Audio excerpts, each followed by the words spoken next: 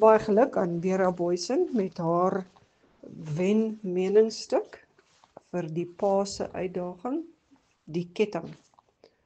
Hoe kan ek die heiligdomme van God binnegaan?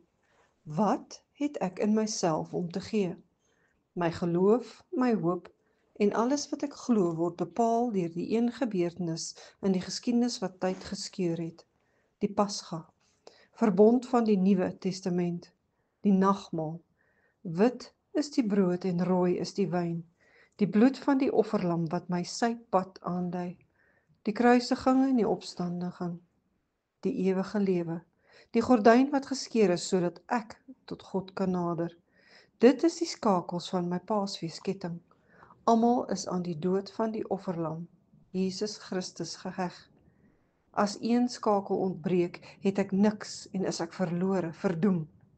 Die bloed was my skoon en maak my aanvaarbaar vir die Vader.